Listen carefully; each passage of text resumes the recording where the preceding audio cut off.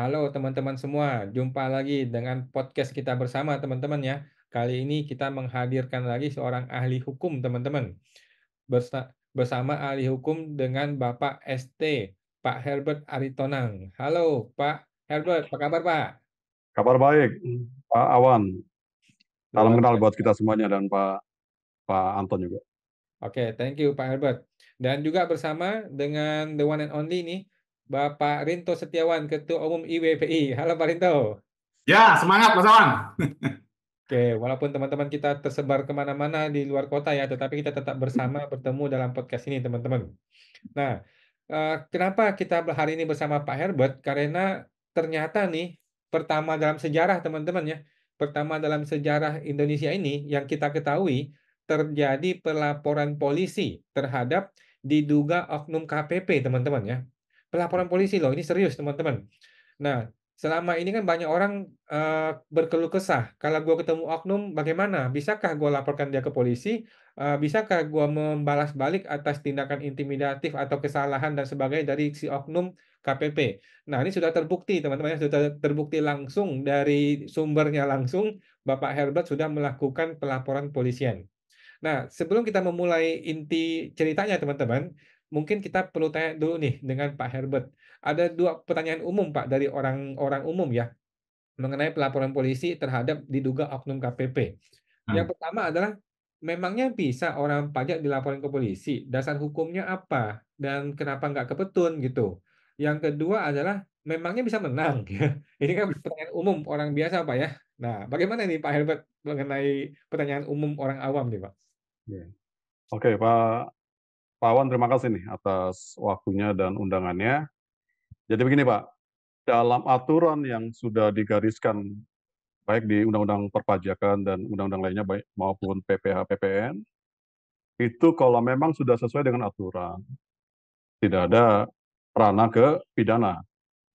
Tapi ketika dia memainkan aturan, artinya melakukan tugas-tugas penagihan, pemeriksaan tanpa aturan main, tanpa ada aturan peraturannya, dan harta dari wajib pajak itu tertagih atau terpungut ataupun dilakukannya penyitaan, pemblokiran, disitulah unsur pidananya ada, Pak, karena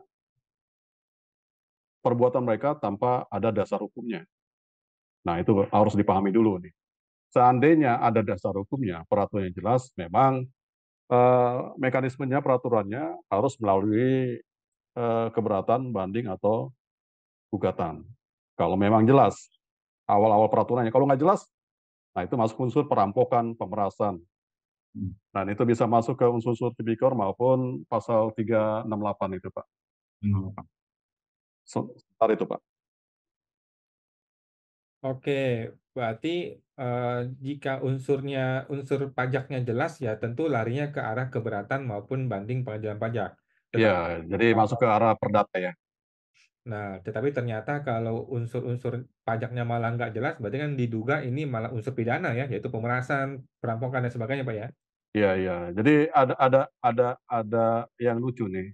Dari kemarin saya, kalau kita kan mau bikin laporan polisi pasti kan bentuknya konseling dulu, Pak. Polisi akan menelaah dulu nih, laporannya seperti apa, masalahnya bagaimana, apakah ini terpenuhi unsurnya. Oke, Nah, itu kita harus lewati dulu. Saat kita lewati, ternyata menurut mereka unsurnya terpenuhi, masuk laporan itu, oke.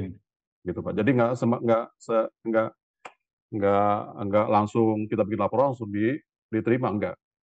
Nah, Itu bagaimana di Polres atau di mana tuh Pak Albert? di Polda, Oh, Polda Pak ya? ya, Polda Sulawesi Selatan dan Polda Palu ya, Polda Sulawesi Langsung Tengah. Polda ini, masalah. Langsung di Poldanya Mas. Luar biasa, langsung ke Polda ya, dan itu diterima, Pak ya, oleh polisinya ya? Nah, ya, makanya kita perlu memberikan penjelasan yang apa, yang tajam, jelas, akurat, dan mereka langsung nangkap, diterima langsung. Pak Wah, Albert, kalau boleh tanya, itu berupa LP dapatnya atau Dumas Mas? Pengaduan, Pak. Karena kalau mekanisme dari tipikor itu nggak bisa langsung LP, dia harus diajukan pengaduan dulu. Oh, ya, Baru pengaduan. masuk ke penyelidikan. Nggak bisa langsung dibikin laporan polisi. Kalau untuk wilayah unit tipikor ya. tindak pidana Oh, korupsi. oke, oke. Tapi menurut pemeriksa yang juga memahami kasus ini, Hmm. mereka udah ambil kesimpulan ini terpenuhi unsurnya. Seperti itu. Oke, wah luar biasa. Kalau gitu kita langsung masuk ke materi nih Pak Herbert. Ya, Kira-kira jadi siapa yang dilaporkan, kemudian apa materi pelaporannya, kemudian bagaimana langkah-langkah dan harapan dari pelapor nih ke depannya Pak? ya awal yang saya harus jelaskan adalah ini klien saya yang tinggal di Takalar, tapi KPP-nya di Bantaeng. Ya. Nah, mereka ini agak-agak mengerikan ini ceritanya. Kenapa? Itu sebelum saya dampingi, menurut mereka mungkin ini bisa dijadikan penyelesaian untuk penyelesaian masalah tagihannya bisa bisa dikondisikan 1% dan itu sudah ditawarkan oleh pihak AR-nya ya bahwa pajak tersebut bisa dikenakan tarif 1%.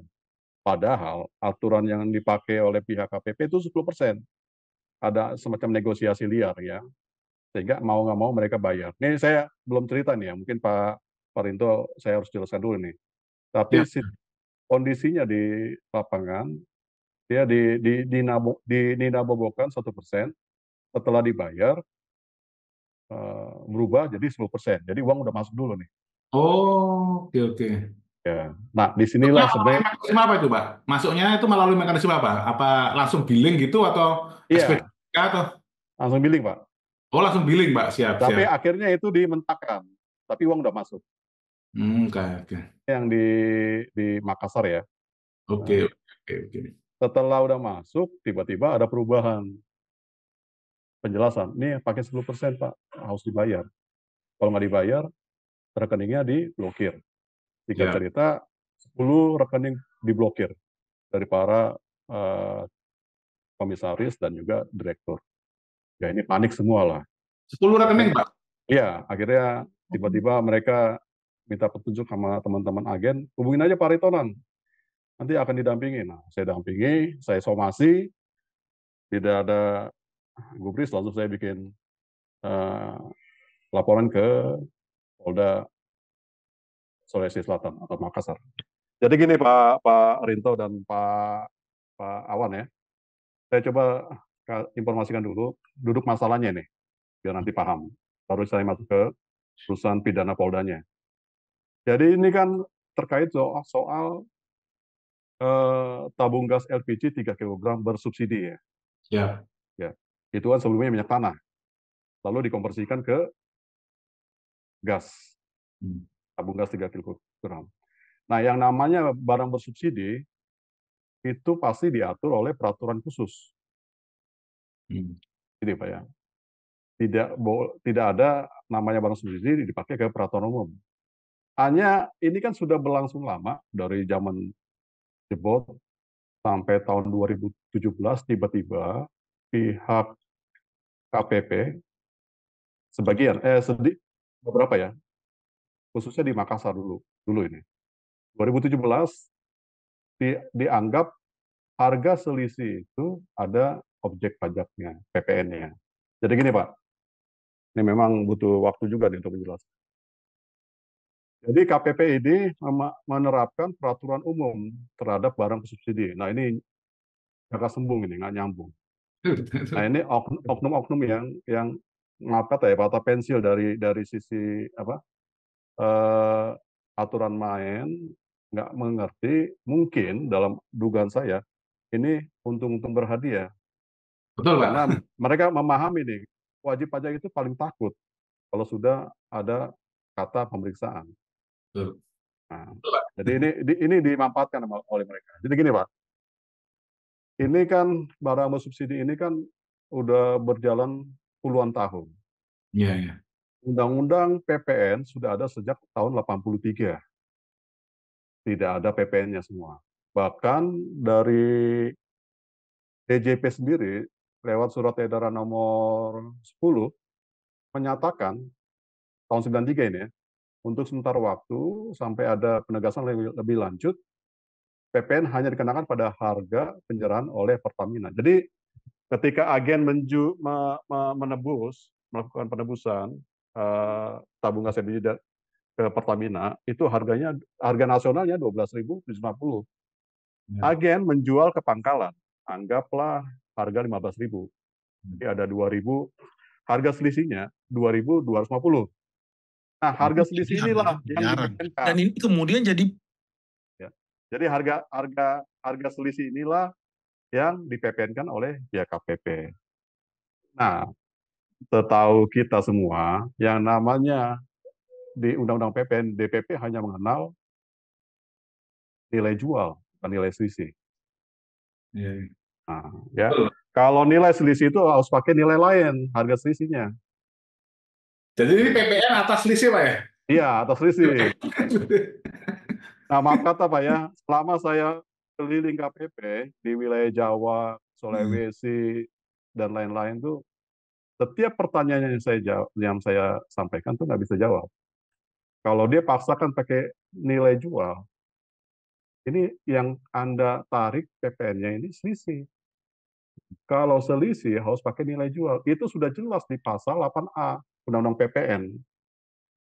Kalau mau dipungut PPN-nya atas nilai selisih itu harus ada PMK-nya. Nah, singkat cerita, terbuktilah PMK 220 tahun 2020 terbit. Artinya itu mau memungut harga selisihnya itu karena berdasarkan harus ada PMK. Terjawablah sudah. Jadi PMK ini kan terbit tahun 2020, Pak, 28 Desember. Oke. Bagaimana sebelum PMK itu terbit? Berarti tidak ada dasar hukum. Nah, PMK 220 inilah yang terjawab semua untuk mengerem perbuatan-perbuatan pidana dari pihak Oknum petugas pajak. Nah, karena sudah ada PMK-nya, berarti PMK itu hanya mengatur 1% dari nilai selisih tersebut. Nah, jadi sebelum-sebelumnya memang tidak ada dasar hukumnya. Nah, inilah mestinya ini sudah tidak ada lagi tindakan-tindakan pemungkutan oleh pihak petugas pajak ini. Karena PMK itu sudah menjawab bahwa Sudah jelas, Pak ya? sudah jelas. Nah, Jadi ada 1% dari selisih, Pak ya? dari 1%. selisih. Nah, itu sudah berjalan sejak 2021. Dan itu kalau itu tidak ada masalah. Pertanyaannya, bagaimana dengan kejadian pungutan PPN sebelum PMK 220 tahun 2020? Oke. Nah, ini persoalannya sudah terpungut nih, Pak. Banyak agen korban. Oh, sudah terpungut. Itu terpungut. Nah, untungnya ada agen dari Makassar melawan. Karena melawan, dia pakai saya, terbongkarlah ini semua. Makanya saran saya, KPP itu petugasnya jangan hanya memahami pajak saja, tapi memahami hukumnya Betul. dan juga hukum tata negaranya. Kalau hanya pajaknya aja kalian melakukan tindakan koreksi, pungutan, tagihan, kalau nggak mengerti, habis kalian bisa masuk penjara semuanya. Ini sebenarnya Pak, terlalu banyak agen korban, bahkan ratusan juta. Ini kemarin waktu di Bekasi, ada yang sampai 500 juta bayar, udah terlanjur bayar ya. Ada yang 350 juta, ada yang 200 juta. Diundanglah saya oleh pihak Kiswana Bekasi. Tolong presentasikan Pak, ini duduk masalahnya bagaimana dari sisi hukum dan pajaknya. Nah, saya jelaskan, nah mereka baru mengerti dan meminta bantuan saya untuk mendampingi.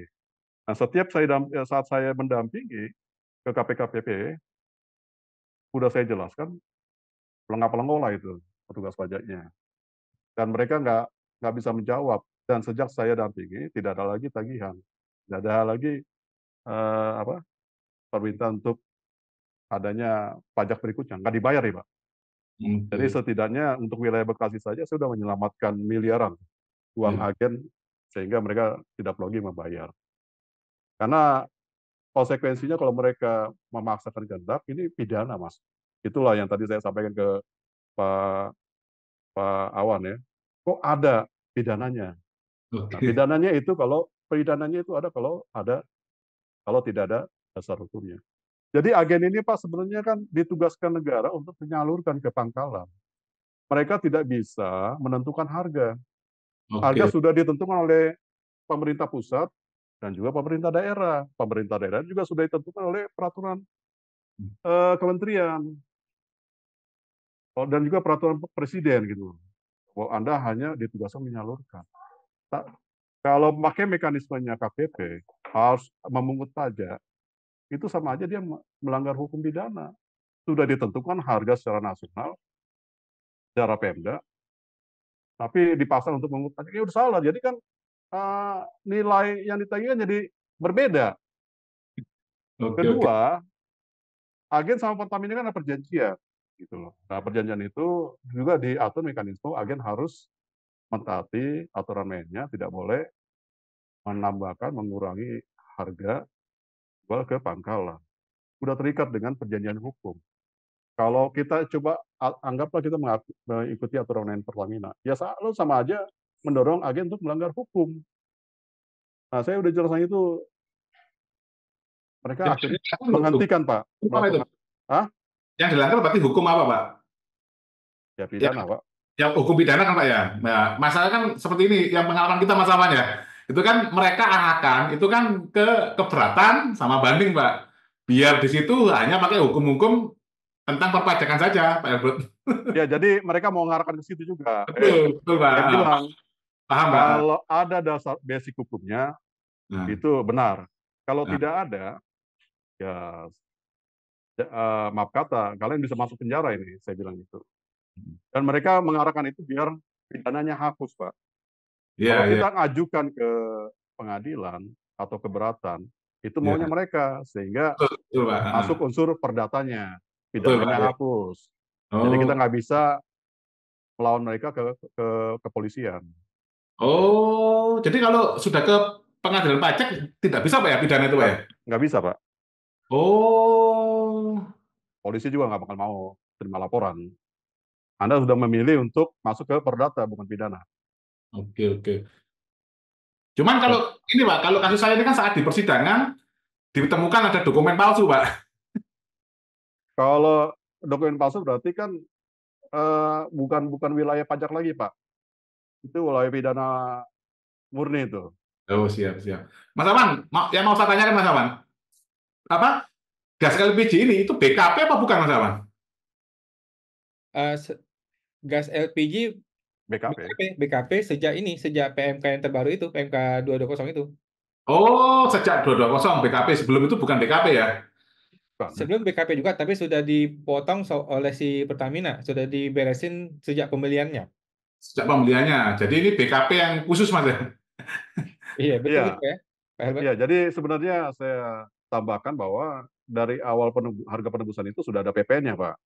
Oke, oke, ya, ya, ya, ya, ya, Di PPN kan, ya nggak bisa lagi gitu loh. ya, ya, Apalagi ya. itu sifatnya final. Oke, Nah, oke. hanya pihak KPP, loh itu kan harga nasional, Pak. Kalau harga yang diterapkan ke pangkalan, beda lagi. Nah, jadi Hmm, jadi gini, Pak, Kak, saya balikan lagi, apa, balikan lagi ke mereka. Kalau memang ini ada unsur PPN-nya, kenapa nggak dari dulu ada pungutan? Sedangkan Undang-Undang PPN itu sudah ada sejak tahun 83. Kenapa baru tahun 2017 kalian menganggap ini ada unsur PPN-nya? Nah, itu juga mereka nggak bisa jawab. Kalau memang ada, eh, kalau memang pakai Undang-Undang PPN, pemberlakuan umum, buat apa ada surat edaran DJP nomor 10 tahun 93 itu? hmm. Itu juga mereka nggak bisa jawab. Nah, ini adalah kekacauan dari tindakan mereka, sehingga demi untuk mendapatkan uang besar, ada KPP memakaikan tarif 1%. Ada KPP memakai tarif 10%. Nah, Jadi, lucunya lagi yang di Sulawesi Selatan, ini di satu wilayah dikenakan tarif 10%. Ini agen yang hmm. saya dampingi. Terus di agen di tempat situ juga ada yang nggak dipungut, ada yang 1%. Bagaimana itu? Pidana nggak itu? Ya pidana, Pak. Nah, Nah, itu Sulawesi Selatan, Pak, ya. Yang lucu lagi. jadi menetapkan pidananya atas ini, Pak ya, menetapkan pajak tidak ada dasar hukum, Pak ya. Itu pungli, Pak. Nah, betul, Pak. Itu masuk pungli. Jadi ya itu di Sulawesi Selatan ya, Pak. Kalau Ya. di Sulawesi Tengah itu agak lucu lagi nih. Jadi mereka memungut PPN atas selisih harga itu berdasarkan surat edaran mereka tahun 2021. Nah, surat edaran dijadikan norma hukum, ya nggak bisa. Oke, oke. Kalau memang mereka mau pakai memungut itu, ya kalau memang pakai konsisten dong, pakai undang-undang PPN. Kenapa perlu ada lagi surat edaran? Iya, Surat iya. edaran itu kan sifatnya internal dia.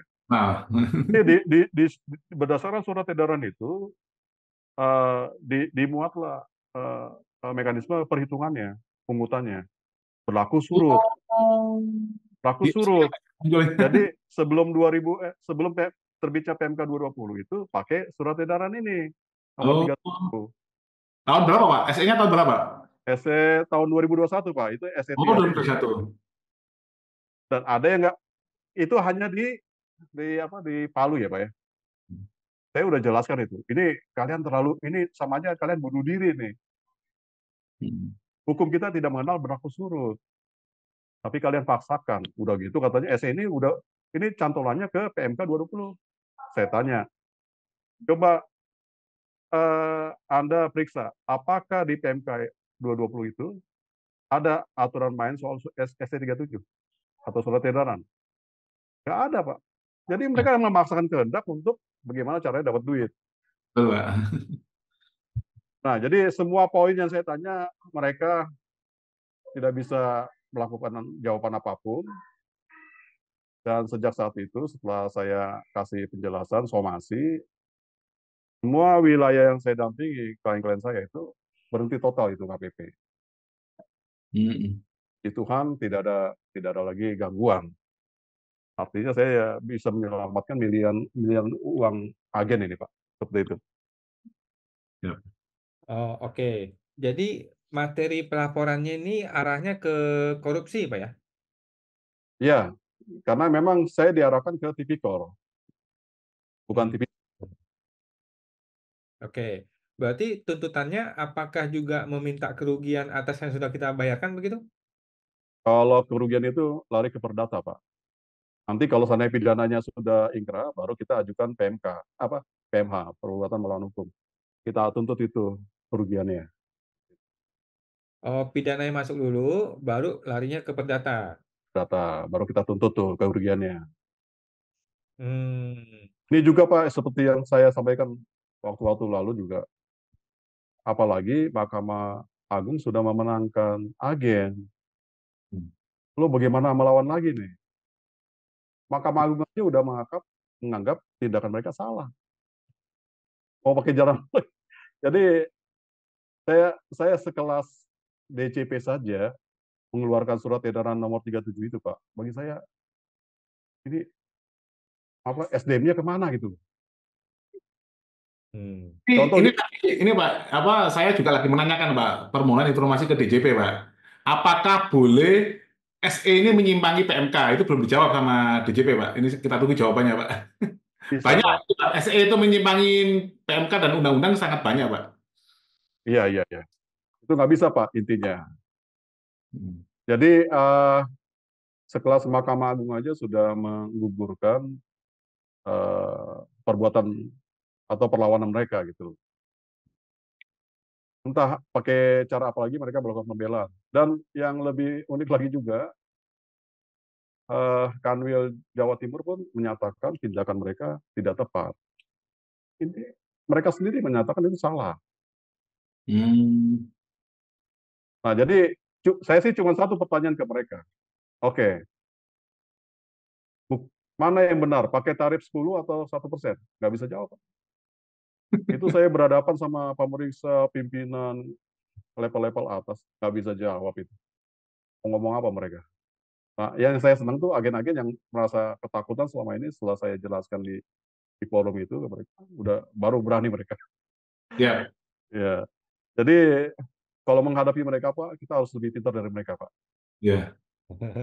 Kita harus kuasai dulu. Hmm. Wah, dari sisi perpajakannya, hukumnya, hukum tata negaranya, itu Pak. Ya. Oke, mantap nih Pak, luar biasa kita apresiasi. Jadi ini yang dilaporkan itu siapa Pak? Orangnya atau kepala KPP atau Kanwil atau Direktur Jenderal Pajak atau lembaga Pak? Ya, jadi AR-nya pemeriksanya dan pasti mereka akan meminta perlindungan ke DJP. DJP selama ini yang melegalisasi perbuatan mereka. DJP juga bisa kenapa? Langsung Ini bisa Pak Dirjen bisa Pajak. bisa bisa bisa penjara penuh ini, Pak. Ya, Pak Dirjen Pajak Pak ya. Langsung Pak Dirjen Pajak ya. Iya, kena ini semua. Hmm. Ini banyak banyak banyak korban, Pak, Iya akhirnya. kan Pak ya. Karena Dirjen Pajak membiarkan ini berlangsung Pak ya. Ya, bukan membiarkan, tapi malah menyetujui, memberikan akses untuk dilakukan pungutan tersebut. Oke, oke. Oh, soalnya ini Pak ya, SKP-nya kan terbitnya atas nama Dirjen Pajak Mas Awan. SKP ya. Hmm. Iya, seperti itu, Pak. Oke, mantap. Wow, luar biasa ya. Ini pertama kali teman-teman dalam sejarah ya, ada WP yang melaporkan polisi atas dugaan dari oknum petugas pajak. Nah, Iya, itu pun Pak Pak Pak beberapa Pak gitu. apa Pak Wawan Bamparinto sebenarnya dalam proses pemeriksaan atau pemintaan data mungkin dimulai dari SP2DK itu sebenarnya ada celah-celah untuk dilakukan perlawanan itu. Oke, oke.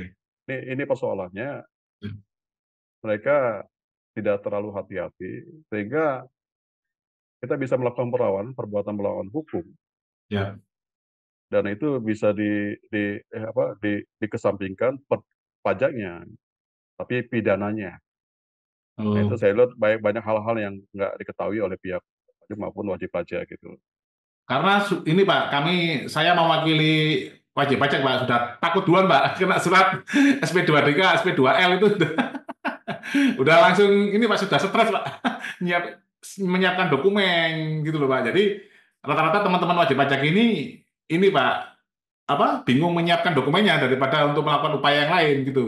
Apalagi rata-rata mereka itu Pak dibantu kan sama konsultan pajak.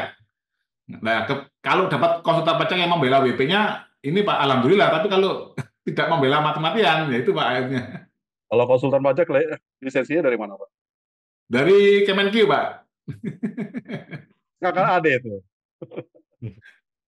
Gimana Pak? Itu kan adik kakak itu. Betul Pak, betul Pak. Itulah, Lebih baik, makanya kami mendirikan di WPI ini tujuannya untuk itu Pak. Jadi nanti teman-teman Ikatan Wajib Pajak, nanti sudah ada Pak Albert, juga nanti akan membantu kita, Mas Awan ya. Nanti kalau ada tindakan yang diduga melanggar hukum dari pemeriksa pajak, nanti bisa dibantu membuatkan LP-nya Pak ya. boleh Pak. Siap. Jadi intinya gini, saya sih berharap Pak Awam kuliah hukum juga. Sudah, Apa? Udah ya? sudah lagi Pak, lagi. Ya, jadi Saya juga Pak. gini Pak, pengacara tidak bisa dilarang untuk melakukan pendampingan terhadap siapapun yang membutuhkan jasanya. Iya, iya, iya. Kalau konsultan pajak harus lewat ujian dulu. Betul Pak. Kalau pengacara ya dia sudah melekat status pengacaranya dan dia bebas masuk ke DJP, KPP maupun Kanwil. Jadi dia nggak terikat lagi dengan aturan PMK, tapi undang-undang karena yang melindungi avokat itu undang-undang bukan PMK. Iya. Tahu di atas konsultan pajak. Nah, kalau konsultan pajak kan cenderung Belum ada kan undang-undang, Pak cenderung Albert. kan apa? Konsultan pajak belum ada undang-undangnya Pak sampai sekarang. Iya, artinya kalau dia tidak kooperatif, tidak membantu tugas dari pimpinan, kan bisa diintimidasi. Iya, betul Pak. Ada teman saya konsultan pajak ini, ketika dia berhadapan dengan pihak pimpinan Kanwil, dia dilarang ngomong. Hmm. Dilarang, kasihan kan dia sudah itu kan sama aja melecehkan dia di depan kliennya. Saya bilang kenapa nggak dilawan? Ya Oke. nggak punya power. Ya Pak. Betul Pak. Kalau saya layan, saya lempar kursi itu. Anda siapa melarang saya? Gitu.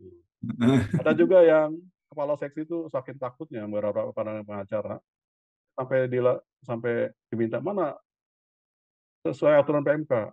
Bu, saya ini diatur undang-undang bukan PMK. Anda siapa? Pokoknya ya mereka sebenarnya nggak bisa menjawab apa nanti ya akan saya coba jelaskan terkait pembelaan advokasi saya ke Tapi ya itu jadikan celah untuk menghindari saya untuk berhadapan dengan dia. Tapi dia nggak bisa. Saya bilang kalau memang Anda melarang saya, silakan rusak surat kuasa saya polusikan kamu ya. Jadi Ya, ya, jadi terlalu banyak hal-hal yang lucu ya. Pengacara dilarang mendampingi. Loh, kalau saya memahami kasusnya, materinya, loh Anda siapa? Polisi aja tidak berani melarang kita mendampingi klien. Jaksa, pengadilan, Mahkamah Agung. Loh Anda siapa? Kita ada undang-undangnya nih. Nah, itu. Jadi saya berharap Pak Awam, Pak Rinto, betul jadi Pak. lawyer Pak. Siap, siap Pak. Kelebihan Bapak-Bapak itu sudah menguasai materinya. Ya. Kalau Pak Awan masih staf konsultan pajak, ya sayang. Apalagi bentrok dengan organisasi konsultan pajak katanya Pak ya. Ya Betul. Pak, itulah yang sedang kita ini Pak perbuat untuk membantu wajib pajak Pak. Karena kan seakan-akan ini kan kita ini bukan di negara hukum Pak, di negara pajak gitu Pak. Itu yang kami rasakan Pak. Modal Bapak sudah ada satu keberanian soalnya. Ya, Kalau ilmu kan bisa diproses itu berjalan. ya, Oke, siap. Jadi ya, jadi intinya agen-agen yang saya sudah dampingi sudah tidak lagi diganggu Pak. Itu aja. oke siap Pak. Oke, siap. Ini luar biasa nih Pak Herbert. Ini IWPI bagaimana nih Pak menanggapinya terhadap ada pertama kalinya WP melaporkan ke polisi nih terhadap oknum nih Pak. Apakah IWPI akan mengikuti langkah-langkah ini Pak? Ya, kalau ini dari WPI saya ucapkan apresiasi yang sangat luar biasa untuk pertama kalinya ini ya wajib pajak berani melaporkan tindakan dari oknum pajak ke polisi sebagai laporan pidana.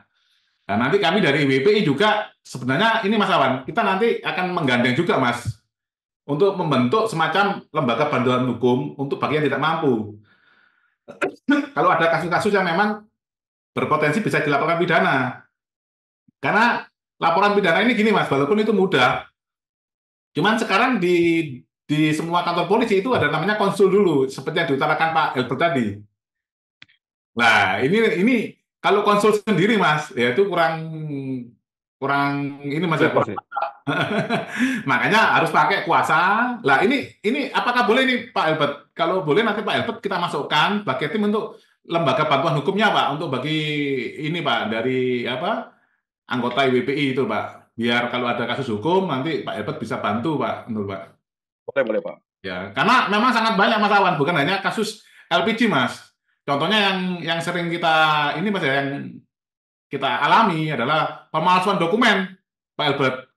Ya. Pemalsuan dokumen, terus pengancaman, diancam. Ini setelah terbit SP2L, Pak. Biasanya mereka, ini kalau kamu nggak kooperatif, kamu akan saya pidana. Itu ancaman-ancaman kecil-kecil seperti itu, Pak Albert, yang kami rasakan, Pak Albert. Loh, itu bisa kita pidanakan balik gitu Pak. Oh iya, itu ada, Pak. Ada saksinya ada juga, Pak. Terus Oh ya. kasus kami juga sudah kita ungkap di pengadilan pajak, Mas Awan ya. Itu pemeriksa pajak mengarahkan Pak ke konsultan pajak tertentu untuk negosiasi di sana, Pak. Nah, jadi gini Pak, kelebihan kita adalah kita lawyer. Untuk masalah hukum itu makanan kita itu. Siap, siap, Dan Pak kita Albert. juga memahami pajak. Nah, siap. Kalau konsultan pajak belum tentu memahami hukum. Betul, betul, Pak. Kita punya double itu. Betul. Siap, siap, Pak Albert. Nah, Dan ini dan pihak DJP, KPP pun sebenarnya segan sama kita. oke, Di oke. luar itu dia lawan. Tapi kalau Betul, pengacara ya hati-hati. betul. Tapi ini berarti luar biasa ya, kuasanya bisa masuk ke kantor pajak ya, Pak ya? Pakai advokat aja, Pak ya, tidak pakai kuasa pihak lain. Karena kan kalau nggak salah, apa Mas Awan? Kuasa itu harus punya apa, Mas? Kuasa pihak lain, wakil, Betul, atau keluarga konsultan pajak, atau karyawan. karyawan atau Ya, konsultan pajak ya? ya itu kalau berdasarkan PMK kan, Betul, betul, Pak. Ya ini konsultan kan pajak. terobosan berarti, Pak. Berarti kan nanti ini Pak, saya sarankan nanti bagi teman-teman pajak SPA dan Ikatan Wajib Pajak Indonesia nanti kalau sudah merasa terintimidasi sebaiknya segera melapor gitu Pak Hilbert ya ke ke Ya, ke IWPI Pak ya, nanti dibantu. ya jadi saran saya gini aja Pak, anggota atau EWP yang punya masalah hukum atau pajak, konsultasi aja dulu. Siap, siap Hilbert. Kalau Iya. saya salut Mas Awan, ini terobosan baru Mas Awan. Karena kalau sudah masuk ke ranah pidana itu beda lagi Mas dengan kalau kita beracara di pengadilan pajak. Ya, Hmm. saya senang keberanian dari Pak Awan sama Pak Rinto ini. Ya, Indonesia itu memerlukan kita semua, Pak, sebenarnya. Siap, siap Pak Hebat. Ini yang memang kita lakukan ini Pak. Kan Intinya, kalau intinya ini Pak dibentuk untuk membantu wajib pajak Pak karena ketidakadilan ini Pak karena kuasa WP ini hanya bisa dari konsultan pajak Pak sama pihak lain dan itu rata-rata sudah terafiliasi dengan izinnya dengan Kemenq Pak ya. Albert. Jadi gini, Pak, agen-agen saya tuh sebelum saya dampingi itu korban. Entah itu konsultan pajak atau praktisi pajak ya, yang ngurus-ngurus pajak. Ini Oh, diarahkan untuk bayar. iya iya iya. Oh, Saya nggak tahu apakah ini ada deal di luar agen tersebut. Saya nggak tahu ya. Ya itulah resikonya ya. iya, iya, Kalau iya. sama pengacara kan nggak berani nih di lantai seperti itu. Jadi saya berharap kita bentuk trio ini Pak untuk melawan. Jadi jangan mereka aja bisa mempidanakan kita juga bisa pidanakan Betul. mereka. Karena mereka anggap pengacar tuh nggak ngerti pajak gitu Pak Albert. Itu yang saya alami Pak. Ya memang agak jarang Pak. Oh, kayak jarang. Jadi kalau saya kan senang ini. Oh, senang. Oke, siap. Ya, Thank you. Luar biasa, Pak Memang Herbert. kalau secara aturan Mas Awan, kemarin saya kebetulan lagi ikut pelatihan brevet, memang bisa dipidana Mas pemeriksa pajak yang dalam melakukan pekerjaannya melanggar peraturan perundang-undangan. Itu Mas Awan. hanya Oke. persoalannya petugas fiskus atau apapun itu, mereka hanya menguasai materi pajak aja, bukan hukum. Betul, betul. Makanya tadi saya bilang ada celah-celah sebenarnya untuk melakukan perlawanan. Kalau kalau pengalaman saya, ini Pak Albert, mohon maaf pengalaman saya Pak, malah sekarang sudah tidak begitu ini Pak memperdulikan aturan pajaknya Pak, hitung-hitungan pajak. Karena pengalaman saya saat pembahasan akhir dan penelitian keberatan itu sudah tidak ada lagi melihat angka pakai Excel Pak, ya hanya omong-omongan aja Pak, narasi aja Pak yang dibangun. Jadi Iya, iya, iya. Ada celah-celah lain Pak yang mungkin saya nanti bisa kasih masukan itu untuk ya, melemahkan posisi mereka. Tapi saya nggak perlu di sini. siap. Oke, siap. Thank you, Pak Herbert. Thank you, Pak Rinto ya. Jadi ke depannya teman-teman kalau mau unsur pidana langsung aja ke Pak Herbert ya. Kita akan tuliskan nanti kontaknya Pak Herbert di deskripsi dari video ini, teman-teman ya. Dan IWPI juga akan langsung kerjasama dengan Pak Herbert ke depannya nih. Nah, sekarang kita mau lanjut nih, mumpung ada Pak Rinto nih ya. Ini Ya. kita mau membahas mengenai DJP yang katanya membantah kebocoran data 6 juta MPWP yang katanya MPWP Sri Mulyani, Jokowi terbongkar gitu ya. Nah, itu dibantah oleh DJP. Nah, bagaimana nih IWPI menanggapinya? Ya, bisa ditampilkan ini Mas Awan. Ini apa? Skemanya Mas yang Oke, coba saya tampilkan yang tadi ini ya. Bagaimana nih, Pak? Ya. Jadi ini kan sebenarnya yang berita yang beredar Mas Awan kan ada dua narasi yang berbeda Mas antara Dirjen Pajak dengan Pak Jokowi. Kalau Pak Jokowi mengatakan bahwa datanya bocor karena password. Ya. Yang kedua DJP bahwa mereka mengatakan datanya tidak bocor karena hanya melihat log. Lognya itu yang di database server ini Mas Awan. Hmm. Nah, padahal Mas, log akses ke database ini pasti akan ketahuan Mas Awan. Ini mereka akan punya data sampai 6 tahun terakhir, Mas. Log langsung akses ke database server ini, Mas. Mas Awan. Hmm. Ini kelihatan, Mas ya? Coret-coretnya kelihatan. Bentar. Nah, ini, Mas. Yang sedang saya sharing ini? Ya, ini sudah saya coret, Mas ya. Nah, Oh, oke. Ya, database ini server. yang diucapkan oleh DJP, Mas, dalam pernyataannya, itu adalah log ke database ini, Mas. Maksud dia ada orang yang mengakses ke situ? Ya, tapi mereka memang ngomong tidak ada yang mengakses ke ini. Mereka punya data sampai 6 tahun terakhir kalau tidak salah, Mas Awan. Itu yang diungkapkan oleh DJP. Lah, padahal Mas Awan, yang namanya phishing, nah, atau remote attack, ini adalah tidak langsung Mas Awan. Ini adalah melalui PC internalnya DJP Mas Awan. Seperti itu Mas Awan. Jadi seolah-olah orang dalam. Betul Mas Awan. Nah, orang dalam ini Mas Awan, rata-rata mungkin dikasih email atau dikasih janji hadiah apa, diklik. Lah, disitulah biasanya muncul yang namanya ini Mas, aplikasi seperti AnyDesk, remote control. Pernah tahu Mas ya? Ya, Aplikasi ini AnyDesk. tahu. Nah, di sini disisipkanlah aplikasi AnyDesk tapi tanpa sepengetahuan internal personnya ini Mas dari DJP. Mereka mengakses username password dari PC ini Mas untuk mengakses ke database-nya server DJP itu Mas Awan. Oke. Nah, seharusnya kalau DJP mau ini Mas, mau mencari masalah kemarin, harusnya di-down-kan dulu servernya Mas. Entah 24 jam di hari Sabtu Minggu, di-down-kan dulu untuk mencari akar masalahnya Mas Awan. Nah, masalahnya itu sebenarnya harus mencari Mas, mencari log. Nah, log di sini atau di sini Mas Awan. Ada nggak log akses yang berlebihan di routernya? Gitu loh Mas Awan. Jadi walaupun ini kelihatannya orang dalam, tapi kan bisa ditelusuri orang dalam yang mana, di hari apa, kapan dia mengakses, siapa yang diakses Betul, gitu ya. betul Mas Awan. Terus ada lagi yang namanya log query export Mas, export database. Itu bisa dicek Mas sama DJP. Jadi ini harus ditutup dulu aksesnya, semua akses yang ke server ini ditutup dulu. Kita cari internal version yang mana yang menyebabkan dia bisa akses sampai ke export database tadi itu Mas Awan. Jadi pernyataannya DJP sangat sederhana sekali Mas, hanya ngomong log di server ini saja. Padahal log itu bisa di sini, bisa di internalnya PC ini itu Mas Awan. Karena caranya hacker itu masuknya melalui sini Mas. Gitu Mas. Itu Mas Awan.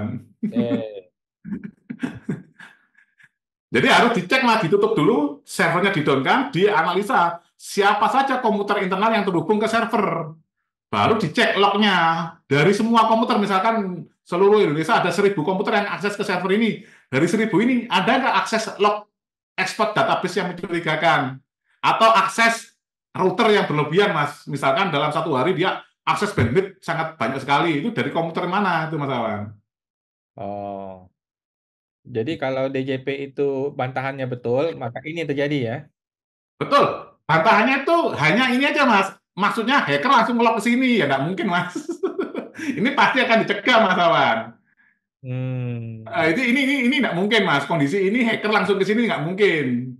Nah, DJP pasti hanya membolehkan akses dari internal PC-nya mereka, Mas Awan. Lah, hacker itu maksudnya melalui salah satu ini Mas yang bisa akses ke database ini, Mas Awan. Jadi pernyataannya DJP kemarin sangat sangat lemah sekali itu Mas, hanya log akses database. Kalau ini ya akan ketahuan Mas. Misalkan Mas Awan nggak dikasih akses, tiba-tiba akses ke sini langsung ketahuan Mas. Oh, Misalkan yang dikasih akses nomor 1 sampai 1000, PC-nya DJP, ada 1001 masuk, alamat 1001 masuk, langsung protek Mas. oke. Oke, siap. Terus yang foto yang kedua tuh, Pak? Nah, kalau yang gambar kedua, ini yang ini Mas, tapi ini yang apa? Direct attack Mas ya. Itu sangat jarang terjadi sih Mas ini Mas. Ini ya hacker langsung ke routernya DJP, langsung ke database. Ini kemungkinan yang kedua, tapi ini jarang Mas. Jadi ya lebih kalau dari kasusnya DJP kemarin itu lebih cenderung ke yang tadi Mas, yang phishing-nya pakai PC remote dari internal isinya mereka, Mas. Oke, berarti kemungkinannya memang ada orang dalam yang tanpa sengaja di-attack oleh pihak luar, the hacker, atau memang orang dalam ini adalah hackernya. Betul, betul, Mas. Oke. Lah kan dijual lumayan, Mas. Satu transaksi 150 juta, Mas, ya, kalau tidak salah. Kalau ada yang beli 10 kan 1,5 miliar, Pak Albert. Lumayan, lumayan, lumayan. Oke, siap.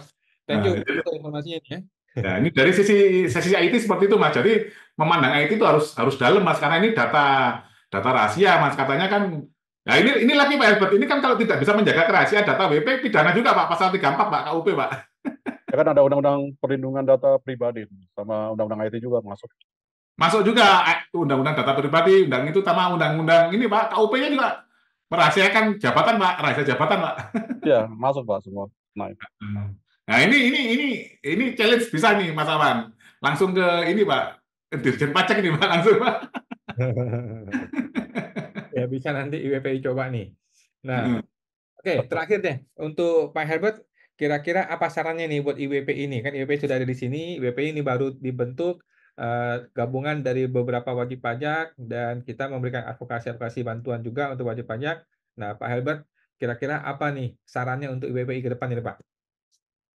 Ya gini Pak, ini kan kalau saya soroti sejauh ini tindakan sanksi hukum terhadap para oknum-oknum pejabat di pemerintahan itu Ya, ya.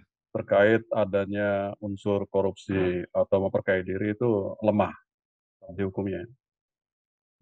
Saya kan dari awal udah mencandangkan itu saat saya jadi caleg maupun cagup itu. Hmm. Eh, Perlu adanya wacana untuk hukuman mati ya bagi para pelaku atau maling-maling di pemerintahan. Nah, saya sih Malah, berharap IP ini bisa membuat terobosan di mana kita harus membongkar itu pejabat-pejabat yang masih aktif ataupun yang sudah pensiun dari sisi pengungkapan harta kekayaannya.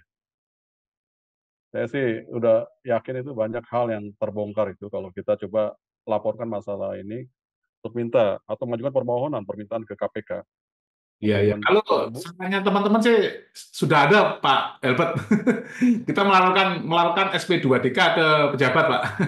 Contohnya ini Pak, antara LHKPN dengan SPT itu kan kita juga bisa jadi nggak sinkron Pak. ah, Hmm. ya kita fokuskan ke eh, ke DJP atau KPP Kanwil. Hmm. Saya yakin tuh hartanya melebihi apa yang dia dapatkan secara wajar. Hmm. Kita berharap KPK bisa masuk ke wilayah tersebut. Siap. Adanya diminta pembuktian terbalik ya dari mana saja harta itu didapat. Hmm. Ya kan kemarin kan sempat heboh itu siapa? Yang Rafael. ya Hmm. saya pikir sih itu baru satu ya. Iya Pak, cara mainnya sepertinya hampir sama seperti itu Pak cara mainnya. Nah ini Pak, jadi kembali lagi ke kita punya keberanian apa enggak untuk mengubah bangsa ini. Betul. Siap. Minimal coba kita perbaiki dulu DJP-nya gitu. Siap. Oke, siap. Thank you Pak Herbert, thank you Pak Rinto nih. Jadi mudah-mudahan IWPI ke depannya bisa kerjasama dengan Pak Herbert ya, bersama-sama. Heeh. Oke, thank you Pak Herbert, luar biasa. Kita tunggu laporan berikutnya Pak, dan bagaimana kelanjutannya mengenai pelaporan polisi ini. Mudah-mudahan ada progres dan bisa kita informasikan lagi kepada publik ya Pak.